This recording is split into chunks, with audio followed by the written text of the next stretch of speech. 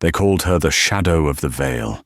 In the glittering ballrooms of Mayfair, Miss Cordelia Vale was invisible, deliberately cast into the shade by the one person who should have protected her.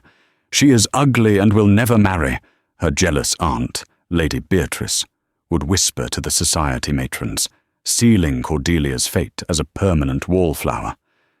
But Lady Beatrice made one fatal mistake. She believed her own lie.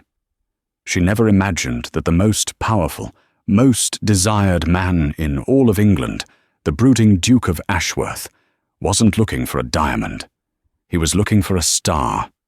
The drawing room of number 17 Bruton Street was a cage of suffocating perfume and polite venom. Outside, the 1845 London season was in full, dazzling swing. Inside, Miss Cordelia Vale was suffocating. She was not, by any objective measure, ugly. The word was a blunt instrument, and her aunt, Lady Beatrice Vale, wielded it with the precision of a surgeon and the malice of an executioner. Cordelia was simply quiet. Where other young ladies of the ton were fashioned from spun sugar and bright silks, Cordelia was made of parchment and rainwater. She had intelligent, clear grey eyes, a curtain of unassuming brown hair, and a mouth that, while rarely smiling, was perfectly shaped. Her ugliness, as decreed by her aunt, was a sin of omission. She did not glitter. She did not simper. And, most unforgivably, she preferred the company of a dusty telescope in her attic window to the raucous crush of Almack's. "You must stand straighter, Rosamond. A debutante does not slouch," Lady Beatrice snapped, yanking the whalebone corset of her own daughter's gown. Rosamond Vale, unlike her cousin, was a masterpiece of the era. With golden ringlets, a vapid blue eye, and a pouting mouth, she was everything the London season desired. "It's too tight, Mama," Rosamond whined. "Beauty is tight, my dear," Beatrice said, her sharp eyes flicking to the corner where Cordelia was quietly reading a copy of the Principles of Geology. "Cordelia, do put that dreary book down. You will addle what little charm you possess." Cordelia closed the book, the soft thud of the cover the only protest she ever allowed herself. She had lived under her aunt's guardianship since her parents had perished in a carriage accident 10 years prior. Beatrice, her father's sister, had taken her in with a great show of charity, a performance that had fooled all of society. But in the private confines of their Mayfair home, Beatrice's charity was a cold and bitter poison. The true reason for the day's tension was a small, cream-coloured card on the mantelpiece, embossed with a ducal crest, an invitation. Not just to any ball, but to the ball of the season, hosted by the elusive and breathtakingly wealthy Alistair Vane, the Duke of Ashworth. Alistair Vane was a legend. He had inherited the title at just 25 after his brooding, reclusive father passed. He had spent 5 years abroad, returning to England not as a boy, but as a man carved from granite, impossibly handsome, thoroughly cynical, and entirely unimpressed by the parade of debutantes thrown at his head. He was, therefore, the most desired man in England. "The Duke of Ashworth," Rosamond breathed, fanning herself. "They say he broke Lady Cressida's heart simply by not looking at her when she entered a room." "He will look at you, my love," Beatrice said, a predatory gleam in her eye. "This is your moment. And Cordelia," she added, her voice dropping to a conspiratorial whisper she knew Cordelia could hear, "you shall attend, of course. Rosamond needs a chaperone. And do try to blend with the drapes. It is distressing for a young beauty to be seen with a plain companion." Later that evening, Beatrice cornered Cordelia in the hallway. "I spoke with Lady Jersey at Gunter's this afternoon," she said, tapping her fan against Cordelia's arm. "She inquired, out of pity, I'm sure, why you had not yet made a match." Cordelia said nothing, her gaze fixed on the wallpaper. I told her the truth, of course, that it is a terrible burden, but some flowers are simply not meant to bloom. She is ugly and will never marry, I said, but she has a good heart and will make a fine companion for Rosamond. Do you see, child? I am paving the way for your future. A spinster's life, but a comfortable one, in your cousin's shadow. The words landed like stones. Ugly. Never marry. Cordelia simply nodded. Yes, aunt. Good. Now, go to Madame Duval's and fetch Rosamond's new lace, and do not dawdle. The air of the street does nothing for your complexion. As Cordelia fled the house, pulling her drab grey cloak tight, she did not weep. She had learned long ago that tears only gave her aunt satisfaction. Instead, she clutched the small inheritance her mother had left her, a modest pin-money allowance that Beatrice doled out grudgingly. She did not go to Madame Duval's. Instead, she took a detour to a small, dusty bookshop on a side street. She bought a star chart. That night, while the house slept, Cordelia was in the attic. She polished the lens of her father's telescope, opened her chart, and aimed it at the heavens. She found a faint smudge of light, the Andromeda Nebula. In the vast, silent darkness of the cosmos, she felt a flicker of peace. The ton, her aunt's whispers, the crushing weight of the word, ugly. It all seemed small. She was not built for ballrooms, she was built for stars, and in the darkness she felt a strange, quiet certainty. Her aunt was wrong. She was not a shadow. She was just waiting for the dark to be able to see. The Duke of Ashworth, Alistair Vane, despised London. He despised the sycophantic smiles, the cloying scent of imported perfume, and the deafening rustle of silks as mothers shoved their daughters into his path. His estate, Ashworth Castle in Kent, was his sanctuary, but duty demanded he produce an heir, and so the London season demanded his presence. He had agreed to host this monstrous ball, and then he would retreat. 2 days before the event, he escaped. He rode out of London at dawn, telling his valet, a stiff-necked man named Jennings, that he was inspecting a tenant farm. He was not. He was simply riding until the soot of the city was replaced by the green of the countryside. His ride took him near the Vale estate, a neighbouring property that his father had always griped about. The late Lord Vale had been a scholar, not a farmer, and the lands had, by all accounts, fallen into some disrepair under the stewardship of his sister, Lady Beatrice. Alistair, dressed in simple, though impeccably tailored, riding leathers, dismounted by a brook that bordered the Vale property. He was not Mr. Vane here. He was just a man seeking quiet. He was examining a strange bit of quartz in the stream bed when he heard it, the snap of a twig. He looked up. A young woman was kneeling by the roots of an ancient oak, sketching furiously in a small, leather-bound book. She was not dressed for an outing. She wore a simple, dove-grey morning dress, her hair was escaping its pins, and there was a smudge of dirt on her cheek. It was Cordelia. She had escaped Bruton Street on the pretense of delivering a tonic to a sickly tenant, a duty her aunt despised. The Vale's country estate was her true home. Alistair watched her for a moment. She was utterly absorbed, her brow furrowed in concentration as she sketched the intricate root system of the tree. There was an intensity to her, a lack of self-consciousness he had never witnessed in a ballroom. He stepped forward. "That is a quercus robur," he said. His voice, deep and unexpected, shattered the silence. Cordelia gasped, slamming the book shut and scrambling to her feet. She flushed, not with a debutante's pretty blush, but with the deep, mortified crimson of someone caught in a private act. She expected a landowner or a gamekeeper, someone who would report her for trespassing. I beg your pardon, sir," she stammered, curtsying awkwardly. I I did not realize I had crossed onto Ashworth land. You haven't, he said, moving closer. He was struck by her eyes. They weren't the simpering blue of the season, they were grey, and they were looking at him with startling, analytical intelligence. This brook is the boundary. You are perfectly within your rights. Oh.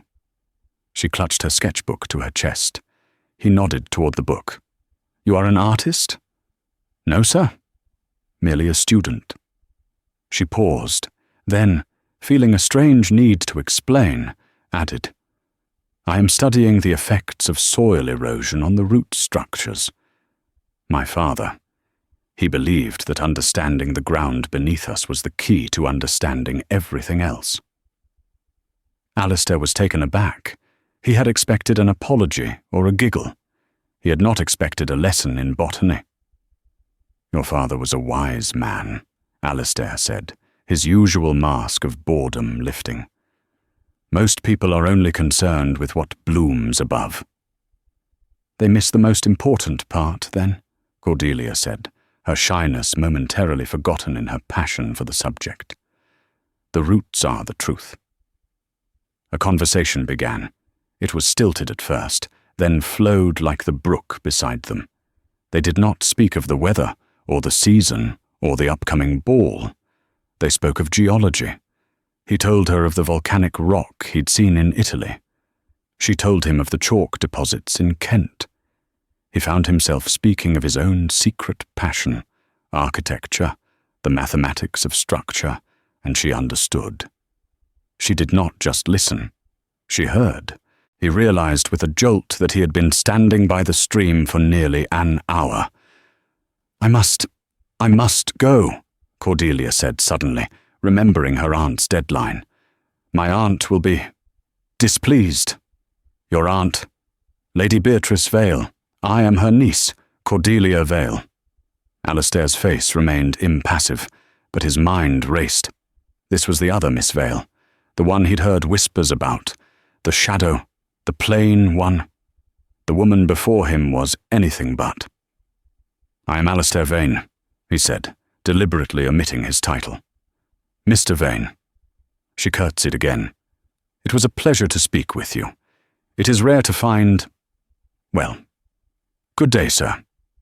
She hurried away, a flash of grey muslin through the trees.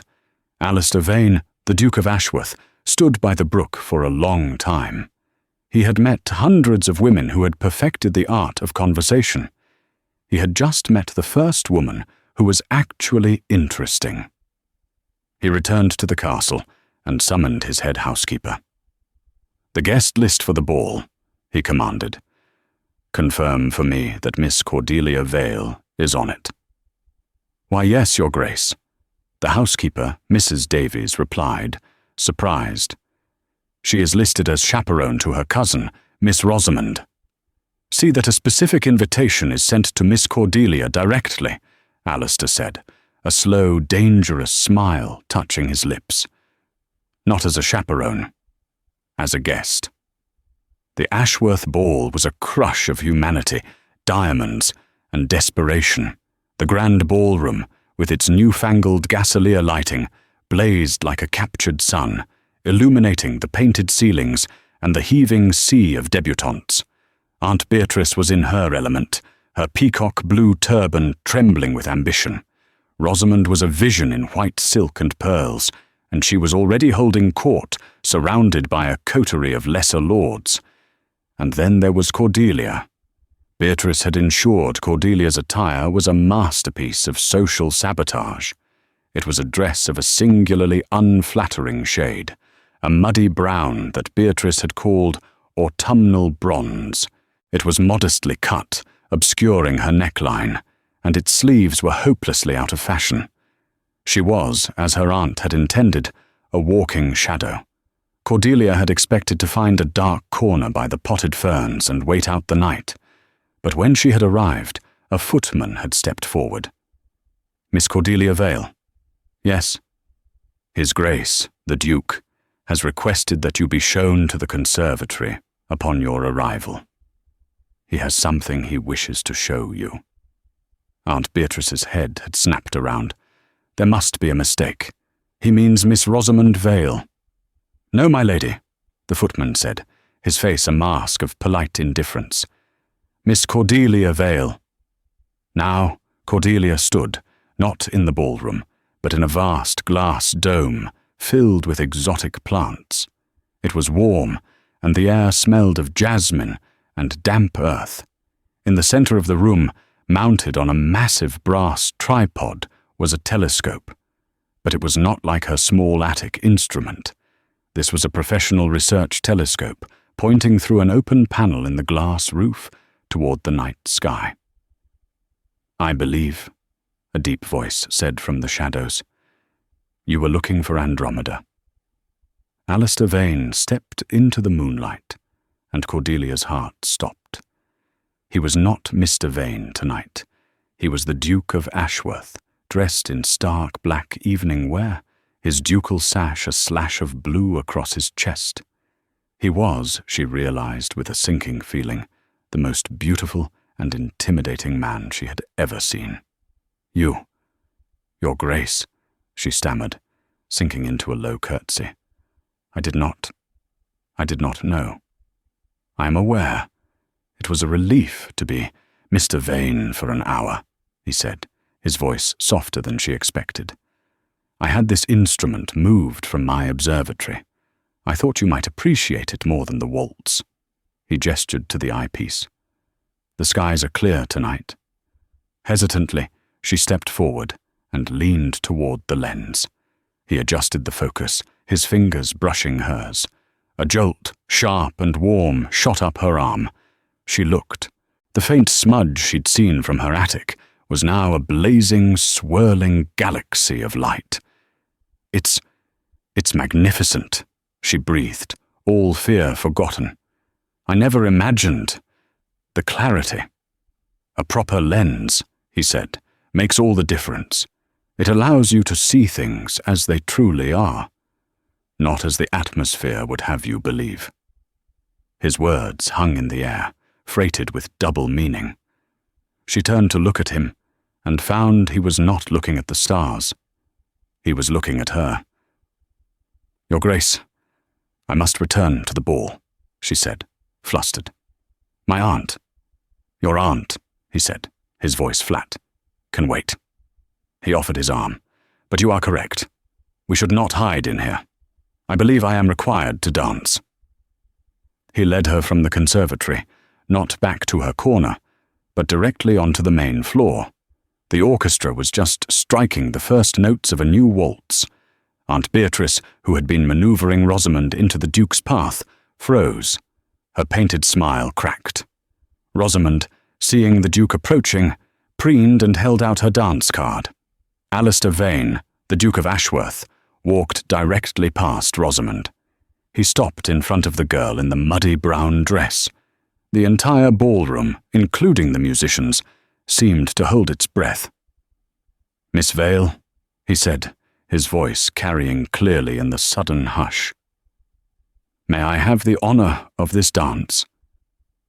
Cordelia's mind went blank. She could feel her aunt's rage like a physical heat from across the room. She could see the dropped jaws of Lady Jersey and the other matrons. Yes, Your Grace, she whispered. He swept her onto the floor. As he put his hand on her waist, a collective gasp went through the room. Cordelia was a passable dancer, but in his arms she felt weightless. You are causing a scandal, Your Grace, she murmured, her eyes fixed on his lapel. I am weary of not causing scandals, Miss Vale, he replied, his voice a low rumble against her ear. They are gossiping. Let them. Tell me, did you see the Cassiopeia constellation tonight? They danced. He did not let her go. He danced the first waltz with her, and then the second. He ignored the furious glare of Lady Beatrice and the watery, confused pout of Rosamond. He, the most desired duke, had made his choice. He had chosen the ugly one, and in doing so, he had just declared war on Lady Beatrice Vale. The ton was abuzz. The morning after the Ashworth ball, the drawing rooms of Mayfair were electric with the scandal.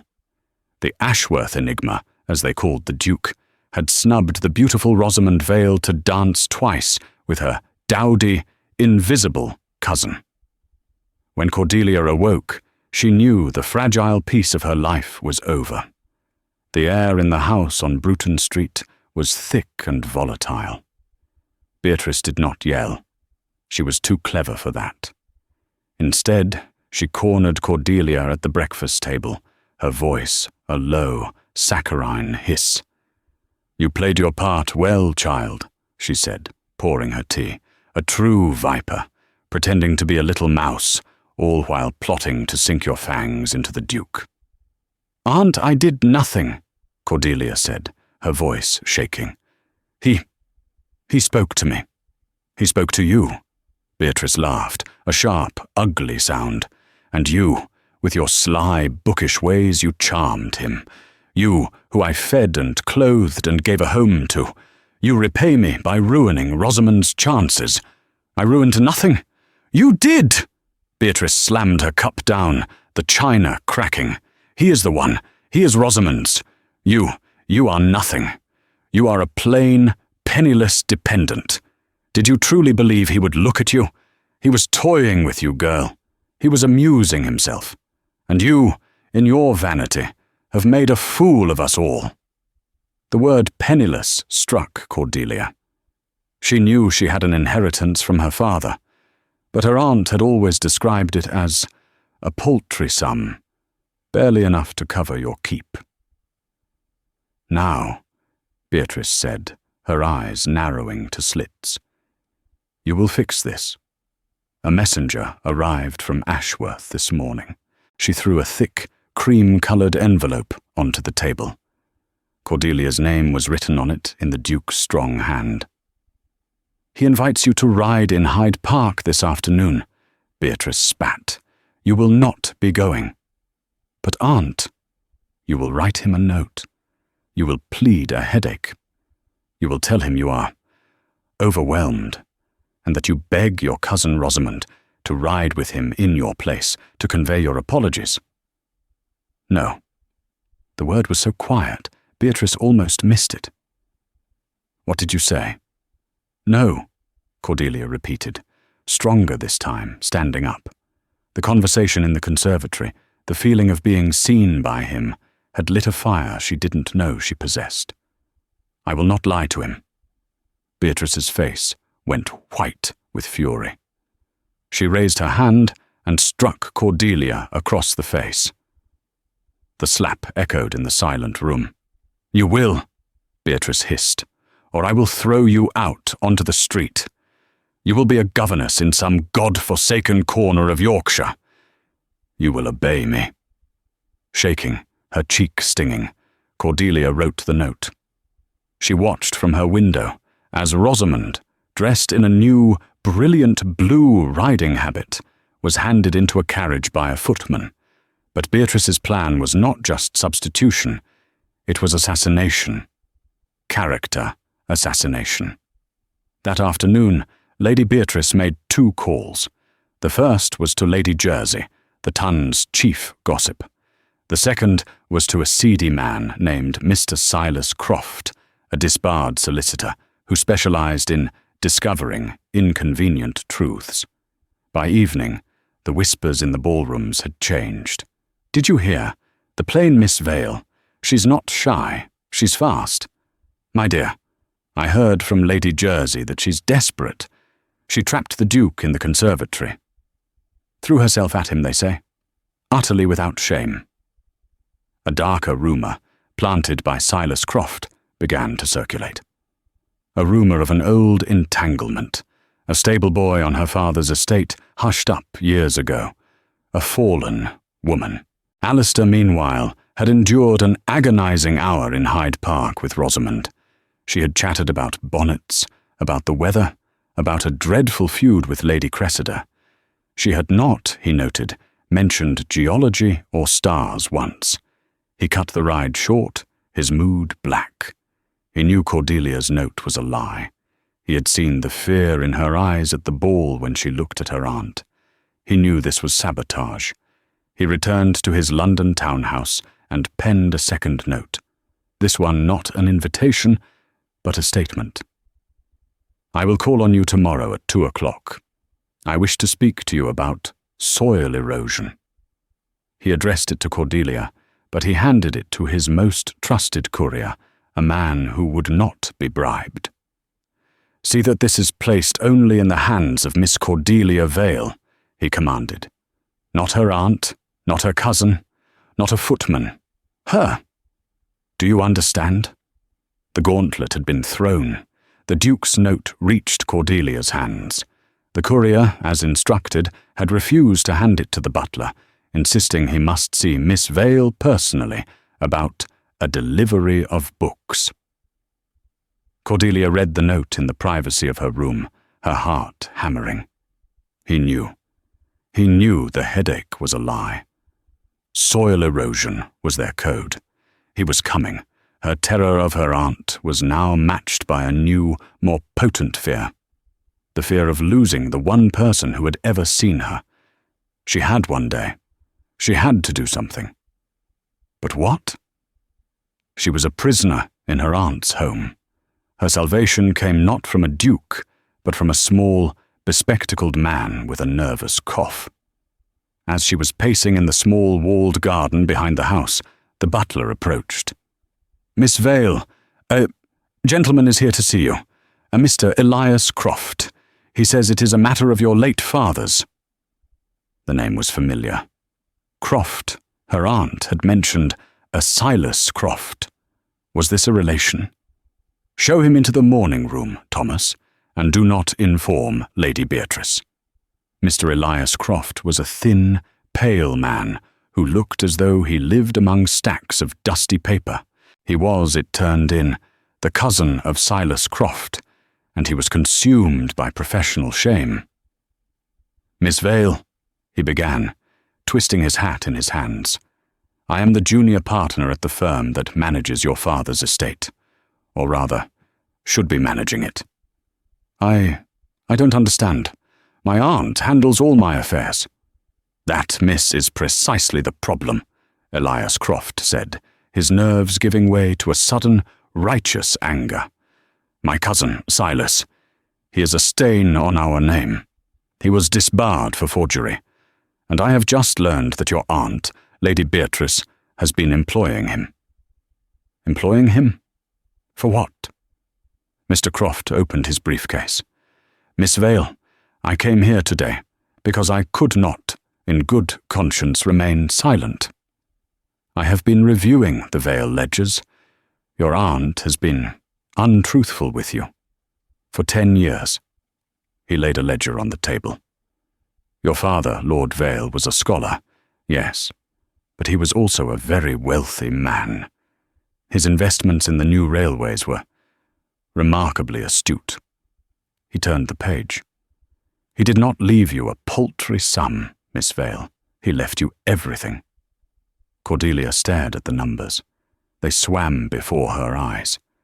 The income, the properties, the investments. It was a fortune. The will is explicit, Mr. Croft continued, his voice low. Lady Beatrice was named your guardian with a generous stipend. She was to manage the estate in trust for you until you either married or reached the age of 25. You are 24, Miss Vale. I don't understand, Cordelia whispered, sinking into a chair. She has been embezzling, Miss Vale, for a decade. The trips to Paris, Miss Rosamond's gowns, this very house. It has all been paid for with your money. She has been systematically draining your inheritance. Suddenly, 10 years of cruelty crystallized into a single, horrific, logical point. It wasn't just jealousy. It wasn't just spite. She kept me hidden, Cordelia said, the realization dawning like a cold, grey sun. She called me ugly. She told everyone I would never marry. Of course, Mr. Croft said gently. If you never married, she would retain control. If you believed yourself unmarriageable, you would never seek a life outside her home. You would remain her dependent, and she would remain a very wealthy woman. She is ugly and will never marry. It was not a curse, it was a strategy.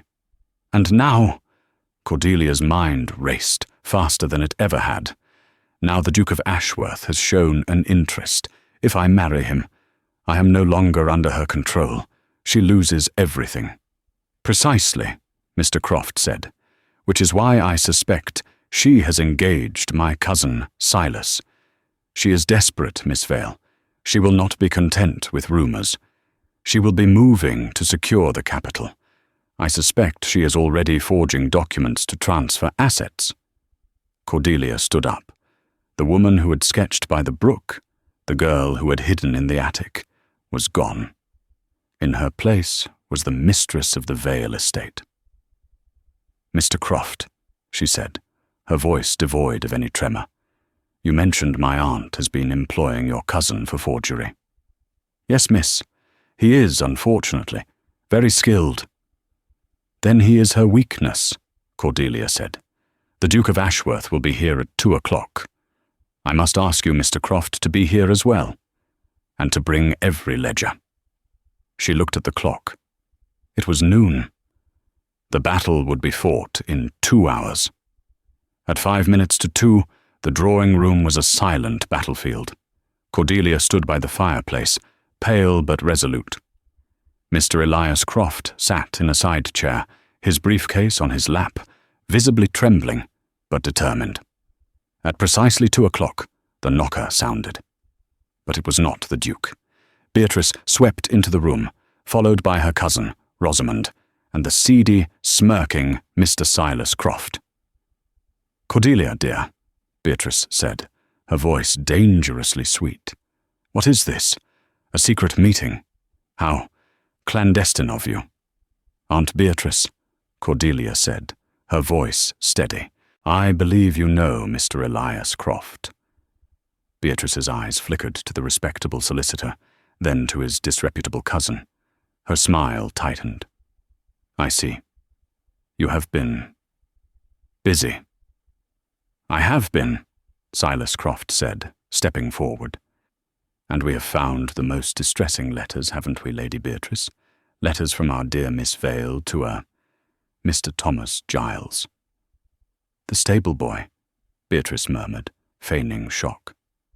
Silas produced a packet of letters, tied with a blue ribbon. They are quite passionate, he said with a leering smile. Written just last year. Details of secret meetings in the hayloft. Promises. It would be a terrible shame if these were to fall into, say, the hands of the Duke. These are forgeries, Elias Croft snapped, standing up. Silas, this is beneath even you. They are in her handwriting, Beatrice said smoothly, and that is all that matters. Now, Cordelia, here is what will happen. You will write another note to the Duke. You will tell him you are unwell. You will tell him you cannot ever see him again.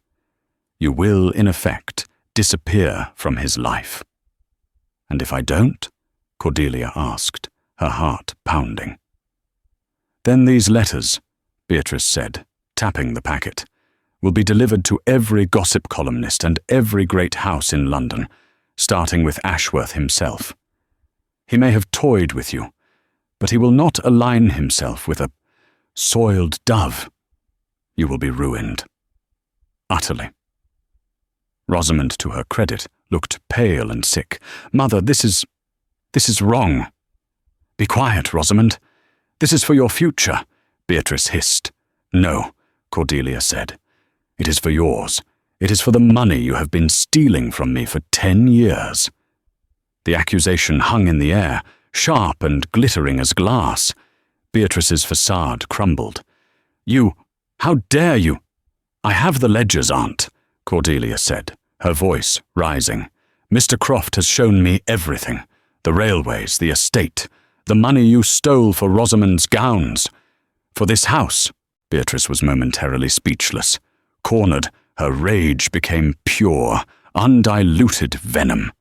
"You ungrateful wretch! I gave you a home, I fed you, and this is how you repay me? Fine, ruin me, but I will ruin you first." She snatched the letters from Silas. "I will deliver these myself." "That," a voice cut through the room, cold as steel, "will not be necessary." Alistair Vane, the Duke of Ashworth, stood in the doorway. He had not knocked. The butler, seeing the look on his face, had simply let him in. He had been standing in the hall for the last 5 minutes. He had heard everything. "Your Grace!" Beatrice gasped, dropping the letters. She stumbled back, her face a mask of horror. Alistair walked slowly into the room. He did not look at Beatrice. He did not look at the solicitors. He looked only at Cordelia. He saw her tear-streaked face, her blazing eyes, and the red mark on her cheek, still faintly visible from the day before. "The stable boy," he said, his voice dangerously calm. A desperate, if common, accusation, and one that might have worked. He bent down and picked up one of the fallen letters. He glanced at the feminine script. "A decent forgery, Mr. Croft," he said to Silas, who looked ready to faint. "The handwriting is a near-perfect match." Beatrice began to stammer. "Your Grace, you must understand. She is a deceptive, wicked—" "It is a perfect match," Alistair interrupted, holding the letter up. "To the note you forced Miss Vale to write to me yesterday, the one where she begged her cousin to take her place. I found the identical looping Y and the rather distinct pressure on the T to be memorable. You did not forge her hand, Lady Beatrice. You merely wrote the letters yourself." Twist. The room was silent. Silas Croft bolted for the door. Alistair let him go. Rosamond burst into noisy, hysterical sobs. She made me go to the park. I didn't want to." Beatrice Vale stared at the Duke, her life in ruins. She had been exposed in her own drawing room by the very man she had tried to ensnare. Alistair finally turned his icy gaze upon her. "Lady Beatrice, you are a thief and a slanderer. You will return every penny you have stolen from your niece's estate. You will be on a boat to the continent by dawn. If I see you in London again, if I hear your name in London again, I will personally see that you are imprisoned." He then looked at Elias Croft. "Mr. Croft, you will assist Miss Vale in this. You are her solicitor now. Send me your bill." "Yes, Your Grace, at once." Alistair walked to Cordelia, who was shaking, tears of shock and relief streaming down her face. He ignored the ruined aunt and the weeping cousin. He gently took her hand. "Miss Vale," he said softly, all the ice in his voice melting. "I believe we have an appointment to discuss soil erosion, but I find I am in no mood for this house. My carriage is outside." He led her from the room, leaving the wreckage of her old life behind. The slam of the carriage door was a punctuation mark on her old life. From the drawing-room window of number 17 Bruton Street, Cordelia Vale watched as the carriage containing her aunt and cousin rattled away down the cobbled street, disappearing into the grey London mist. Lady Beatrice, her face a mask of curdled rage, had not looked back.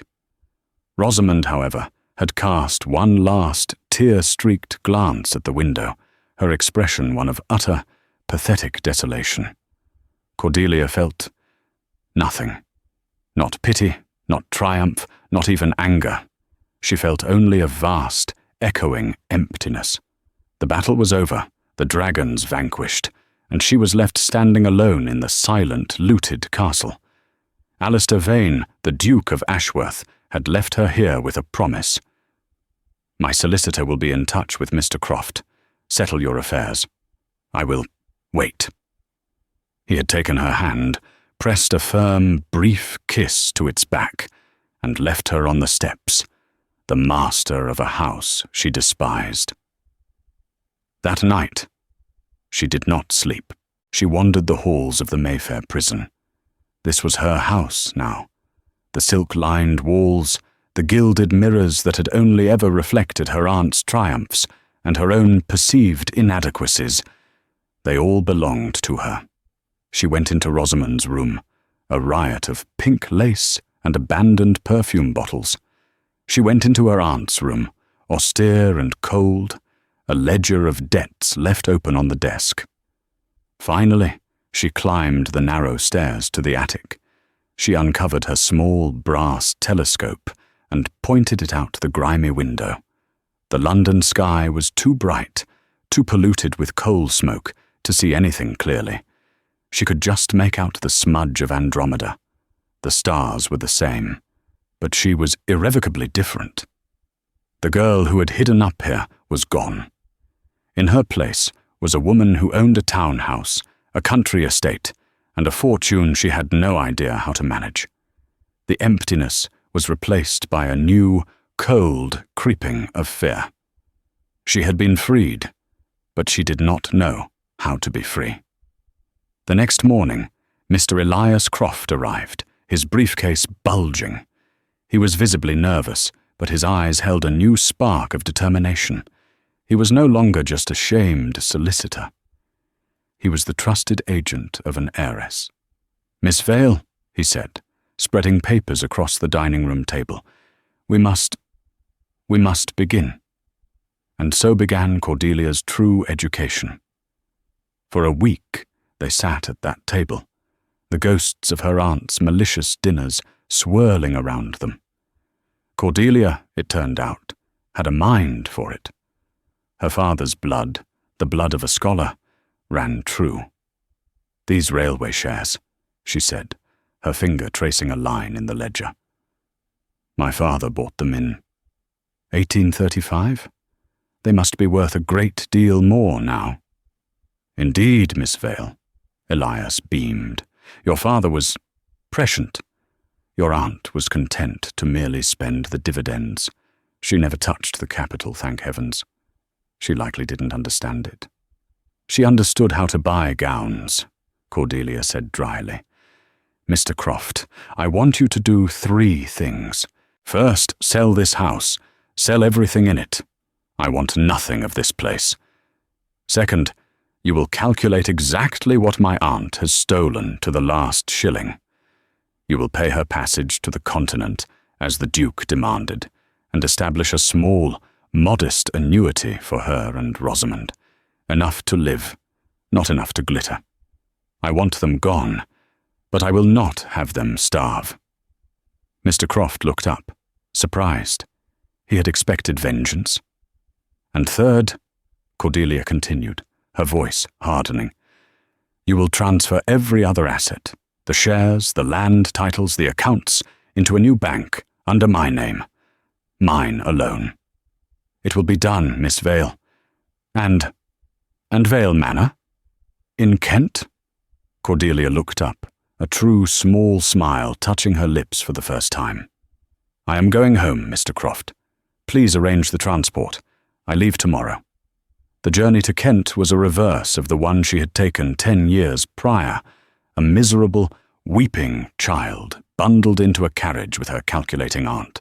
Now, she rode alone, the carriage windows down, the smell of damp earth and cut hay washing away the last of the London soot. Vale Manor was not grand. It was not Ashworth Castle. It was a long, beautiful, Jacobean house of honey-coloured stone, softened by ivy. It was her father's house. It was a house of books.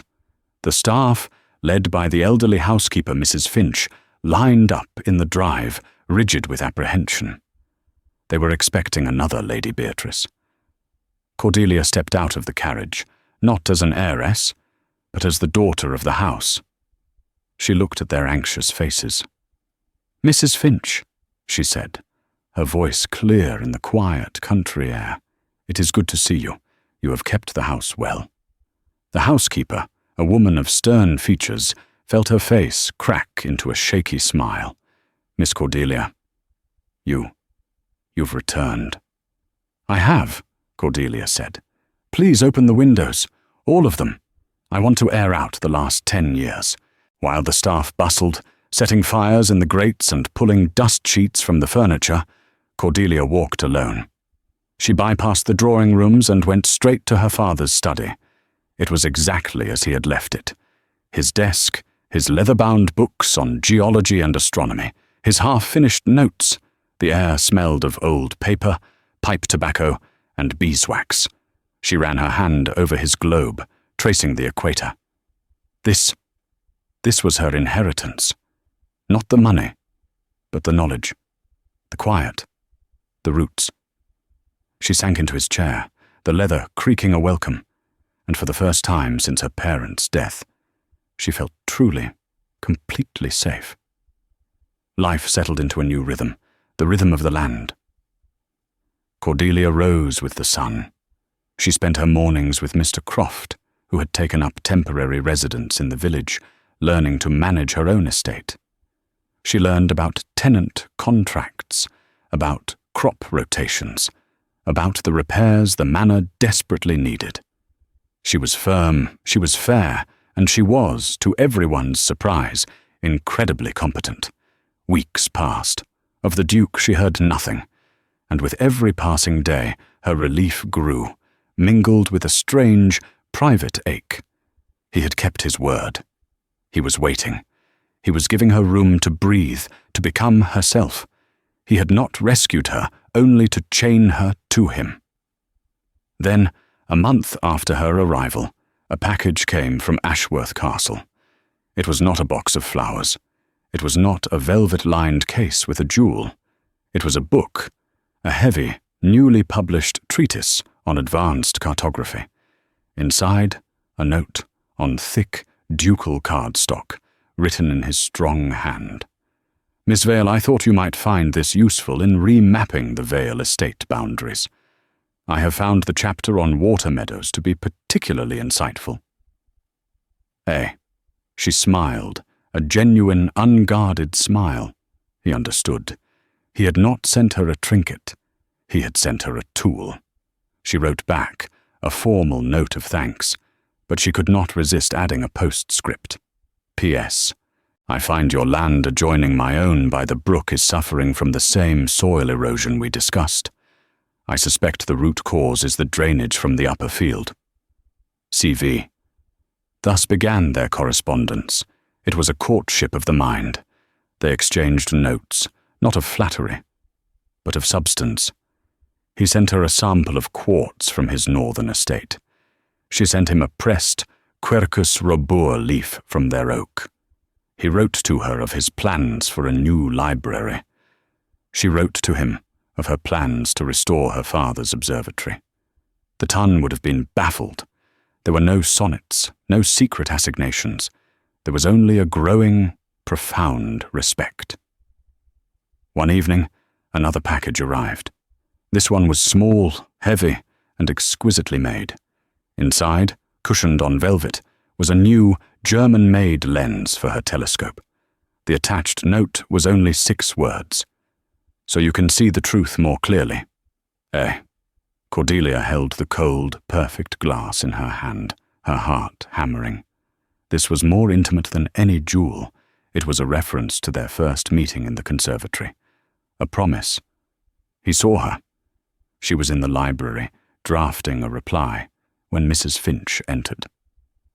"Miss Vale, His Grace the Duke of Ashworth is here. He is by the brook, miss. He said he is inspecting his drainage and did not wish to disturb you at the house." Her hand flew to her hair, which was simply tied back with a ribbon. She wore a practical, dark green riding habit, her boots still muddy from her morning ride. She was not a debutante prepared for a caller.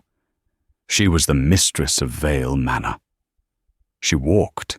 She did not run, down the sloping lawn, through the copse of trees, to the boundary of her land. He was there, just as he had been that first day.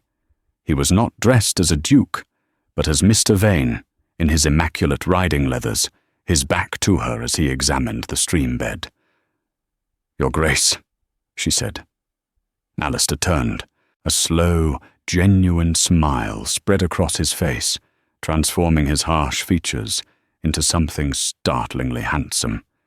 He looked at her, taking in the confident set of her shoulders, the healthy colour in her cheeks, the intelligence in her eyes. The transformation was complete.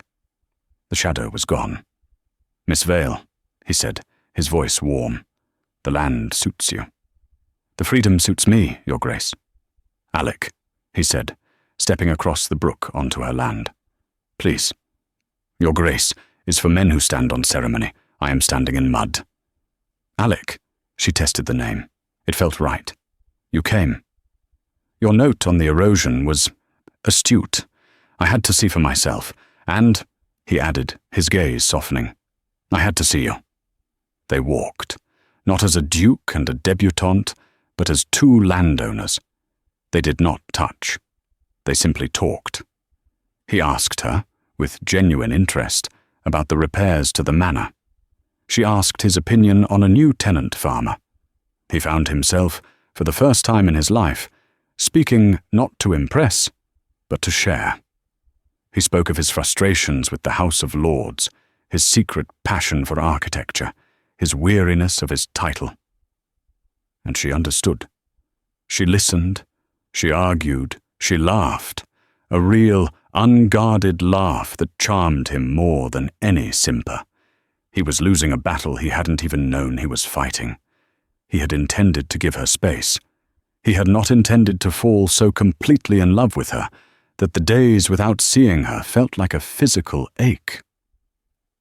This realization brought him back to Vale Manor 2 weeks later, in the crisp, golden light of late autumn. This time he did not wait by the brook. He rode up the main drive. He found her on the lawn, not sketching, but directing a team of workmen who were shoring up the manor's west foundation. She held a blueprint in her hand, her brow furrowed in concentration, her voice clear and decisive as she pointed to a structural beam. "No, Mr. Harris, the join must be mortised. We cannot have it bowing in 5 years." She looked up as he approached, and a blush stole across her face, warring with her newfound authority. "You're Alec," she said, setting the blueprint down. "Miss Vale, or should I say, Madam Architect," he said, dismounting. "You are formidable." "I am merely trying to stop my house from falling down," she said, a smile playing on her lips. "You are far from your own lands." "I find my lands are precisely where my thoughts are," he replied, his voice serious. "And my thoughts, as of late, have been trespassing. Will you walk with me?" He gestured, not to the formal gardens, but to the ancient oak tree by the brook. They walked in silence, the leaves crunching under their boots. Cordelia's heart was a drum against her ribs. She was terrified. She loved this man. She could finally admit it to herself, here, under the open sky. But she loved her freedom more. She had just learned to stand on her own. She did not know if she could bear to be shackled, even by love. He must have sensed her tension. He stopped beneath the shade of the great tree, its roots, her first study, grounding them both. "Cordelia," he said. It was the first time he had used her given name. It sent a jolt through her. "The Tun is a ridiculous place," he began, not with a flourish, but with a blunt statement of fact. "You and I know this. It is a market. The gossip mill has decided I must produce an heir. They have, in fact, presented me with a veritable catalogue of suitable women. Women with perfect dowries, perfect smiles, and perfectly empty heads.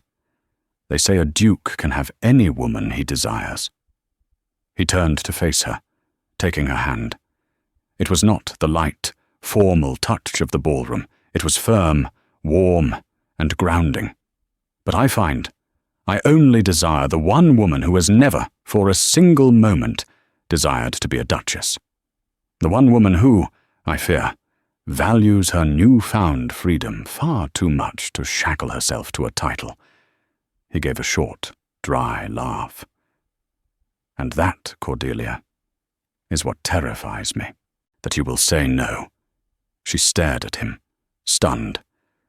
The Duke of Ashworth, the enigma, the most desired man in England, was terrified of her. He saw the shock in her eyes and pressed on, his voice low and urgent. "Your aunt told you that you were ugly and would never marry. She was a fool. She mistook the telescope for the star.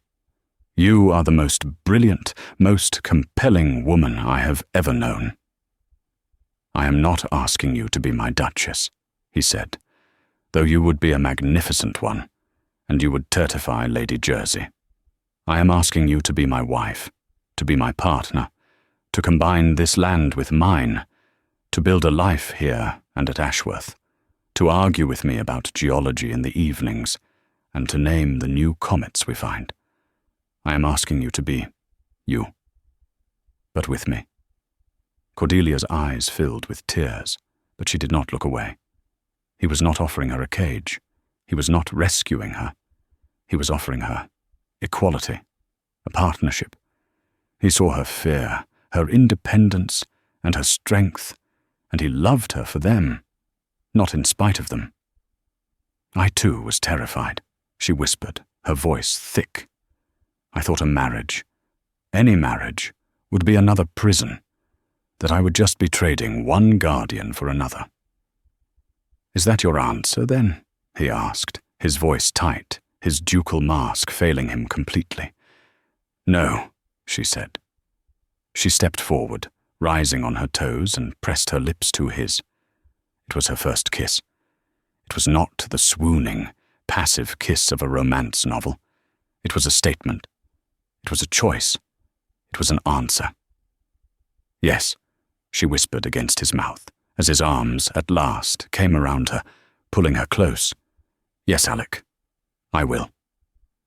He let out a breath he seemed to have been holding since that first dance, and his kiss was no longer a question. It was a promise of a lifetime of shared laughter, intellectual arguments, and looking at the stars together. And so the ugly wallflower, who was never ugly at all, became the most beloved Duchess in England, not because she married a duke, but because she found the strength to become herself. Her aunt's cruelty was meant to be a cage, but it became the very thing that forged her strength. And the Duke? He didn't rescue her. He simply had the wisdom to see the brilliant woman who was already there, hidden in the shadows. Thank you so much for listening to this story. If you felt that spark of justice and romance, please show your support. It means the world to this channel. Go ahead and hit that like button. Share this video with a friend who loves a story of triumph, and most importantly, subscribe to the channel and ring that notification bell. We have so many more stories of hidden strength and unexpected love coming your way. We can't wait to see you in the next one.